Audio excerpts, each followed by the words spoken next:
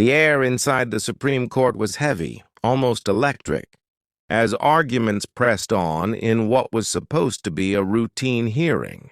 Then, like a thunderclap, Justice Amy Coney Barrett leaned forward.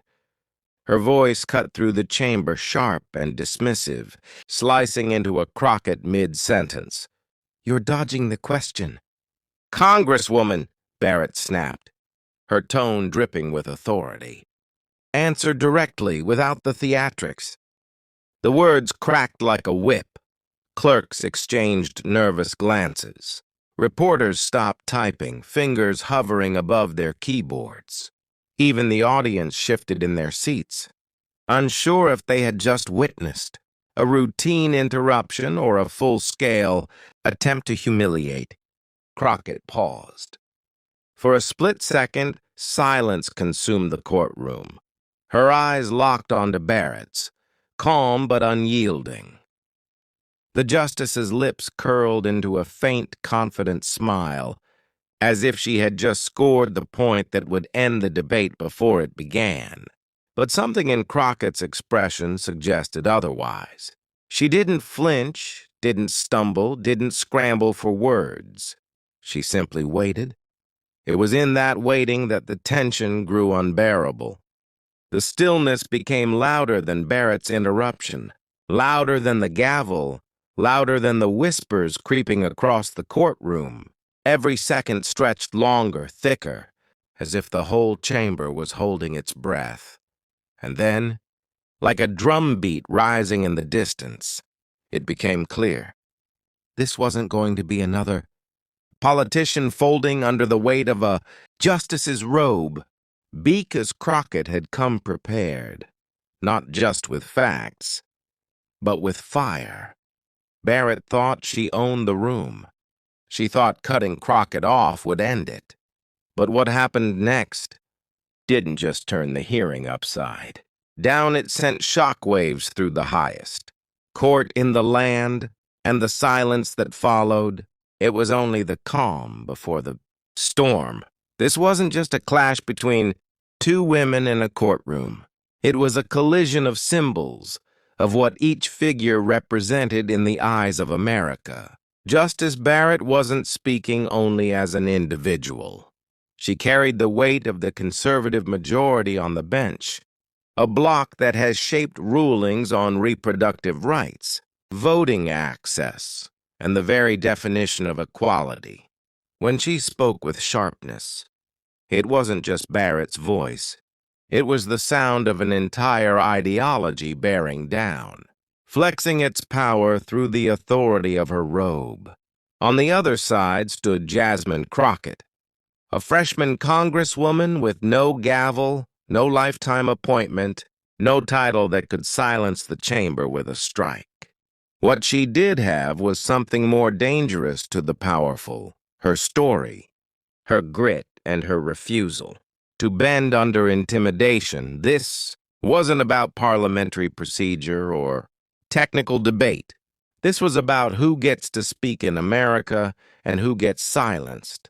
This was about whether truth can survive the weight of authority, whether a single voice can pierce the armor of an institution designed to outlast generations.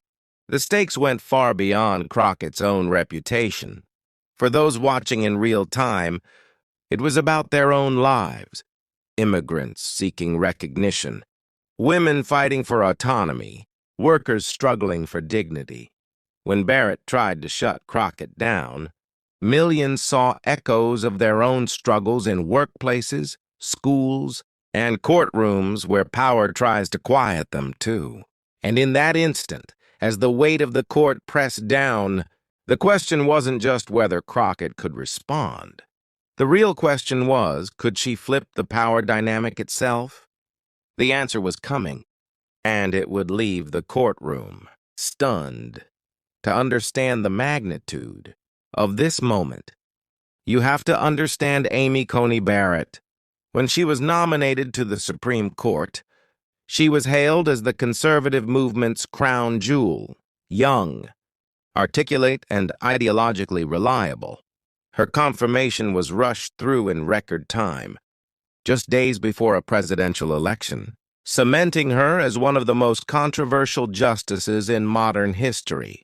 Behind the polished smile and carefully measured words lies a record steeped in politics. Barrett has aligned herself with decisions that restricted reproductive freedom, narrowed voting rights, and elevated corporate interests over working people. To her admirers, she represents a return to traditional values. To her critics, she embodies a project to roll back decades of progress under the guise of judicial neutrality.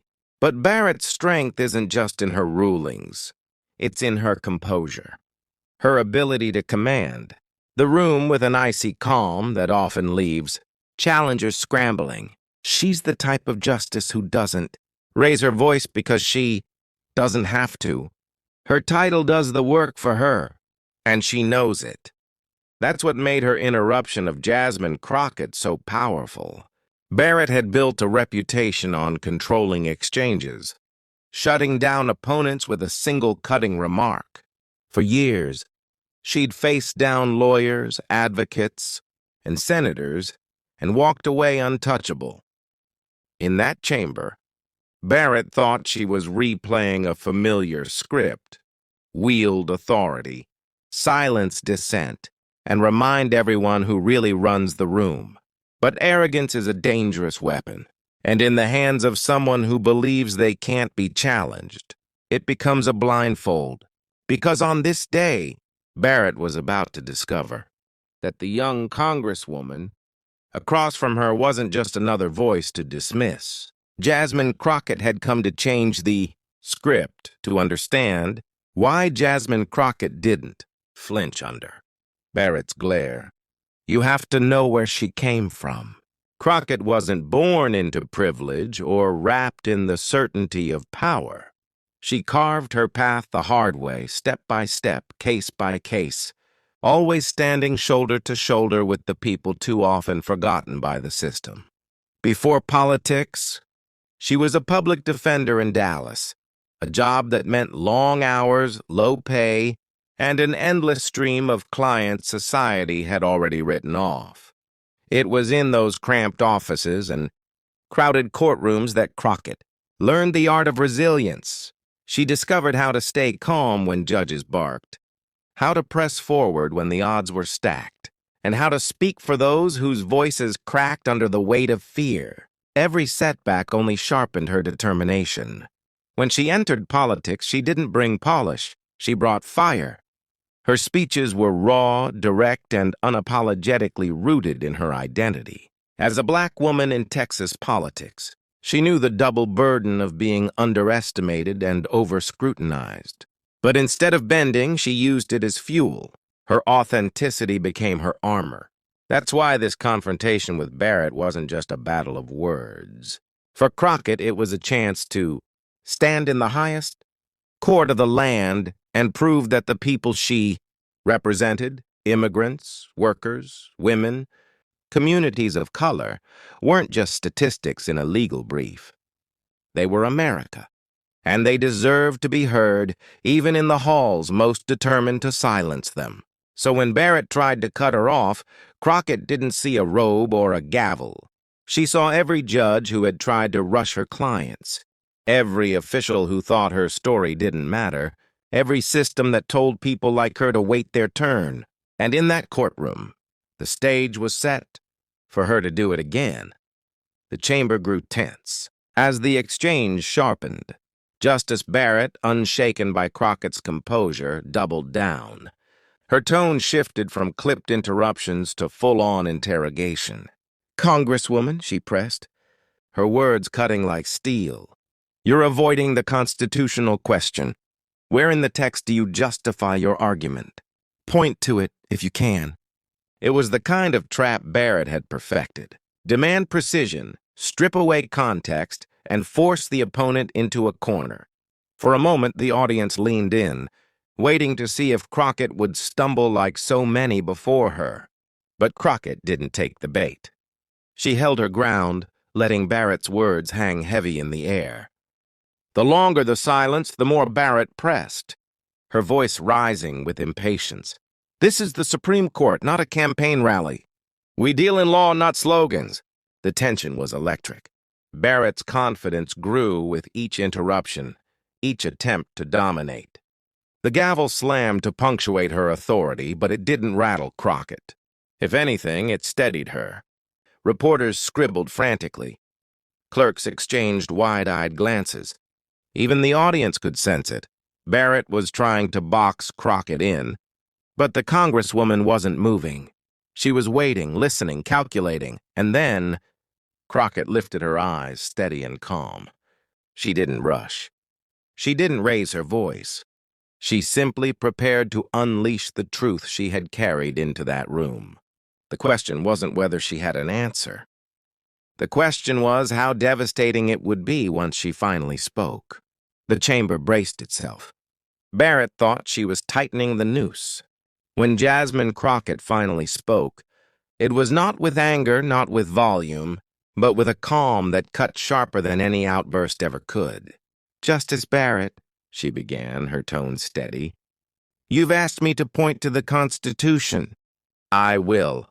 But let's start with this. The Constitution doesn't give you the authority to silence the voices of the people it's meant to protect." The room shifted. Barrett blinked, caught off guard by the precision. Crockett reached down, pulled a well-worn copy of the Constitution from her folder, and held it up for everyone to see. The gesture alone sent murmurs racing across the chamber. "You asked for text?" Crockett continued. "Here it is. Equal protection under the law, the right to representation, the right to speak truth to power. And yet, time and again, those principles have been trampled not by the people, but by those who sit in judgment over them." Barrett tried to interject, but Crockett's voice grew firmer, drowning out the attempt. "You can question my words, Justice Barrett, but you cannot erase the facts. You cannot erase the history of communities stripped of their rights, and you cannot erase the millions of Americans who are watching this exchange right now and seeing that even the highest court in the land cannot intimidate the truth." The silence was deafening. Reporters froze. Spectators exchanged glances, wide-eyed. Even Barrett's face shifted, the confident smirk fading into something harder to mask, discomfort. "You asked me where in the Constitution I stand. I stand in every line that promises liberty, in every clause that guarantees dignity, in every amendment that was fought for by people who refused to be silenced. That's my answer, and it's an answer this court can't ignore." For a moment, Barrett had nothing. No quick retort, no gavel strike, just silence. The Congresswoman had flipped the script, and the country would be talking about it for days. The moment Jasmine Crockett dropped her final line, the chamber sat in stunned silence. But outside those marble walls, the reaction was instant and explosive. Within minutes, clips of the exchange hit social media. On X, hashtags lit up like wildfire. Crockett vs. Barrett. Truth over power, supreme mic drop. Millions replayed the moment where Crockett raised the Constitution like a shield, freezing Justice Barrett into silence. Commentators flooded the airwaves. On progressive outlets, anchors marveled. This wasn't just a rebuttal. It was a turning point. Even neutral analysts admitted. Barrett looked rattled. Conservative commentators scrambled for talking points, some calling it grandstanding, but the damage was done. The image of Barrett's frozen expression and Crockett's unwavering calm spread. Faster than spin could contain. Memes popped up by the hour. One showed Crockett holding the Constitution with the caption, "Stronger than the gavel." Another showed Barrett silenced under the phrase, "When receipts speak louder than robes." In the days that followed, commentators tried to reduce it to a viral moment, but those who paid closer attention understood. This was not about spectacle, it was about principle. Jasmine Crockett had done more than check Justice Barrett's attack. She had reframed the entire conversation about accountability at the highest level of power. Her message was clear. Authority without truth is fragile. And when Crockett held her ground, she reminded the nation that our democracy was never designed to be a one-way lecture from the bench to the people. It was built to be a dialogue, sometimes sharp, sometimes uncomfortable, but always grounded in justice. For many watching, the lesson rang deeply personal. Immigrants saw echoes of their own struggles, where speaking up against authority comes with risk, but also with power. Her words carved a path forward, one that urged Americans not to accept intimidation as justice. The moral was undeniable. The truth is not fragile. And when spoken with clarity and courage, it can shake even the most fortified halls of power. As one columnist wrote in the aftermath, Barrett had the gavel, but Crockett had the Constitution. And in the end, it wasn't even close. For a progressive audience hungry for leaders who will not bend, Crockett became a symbol. Proof that standing tall, even against towering institutions, can flip the narrative. And yet, as her supporters celebrated, one lingering question hovered in the air. If one voice could make the walls tremble this much, what could millions of voices do together? The chamber's silence that day may have ended the exchange, but the echoes carried far beyond the marble walls. What Jasmine Crockett did was more than hold her ground. She reminded America that truth is not polite and courage is not quiet. Justice Barrett may have worn the robe, but Crockett wore something far more powerful: conviction. And conviction, once spoken, cannot be unsaid. It ripples outward, stirring those who've been told to stay silent, emboldening those who've been told their voices don't matter. In a single moment, Crockett didn't just defend herself, she defended every one of us who's been cornered, underestimated, or dismissed. But here's the real takeaway: this fight isn't finished. Crockett showed us what one voice can do. But the real power lies in what happens when millions rise with her. That's where you come in. If you believe truth should never bow to power, hit subscribe right now. Tap the bell so you don't miss when courage like this takes the spotlight. Share this video with someone who's felt silenced. Remind them that standing tall is always an option. And drop your thoughts in the comments. Did Crockett just change how the public views the Supreme Court?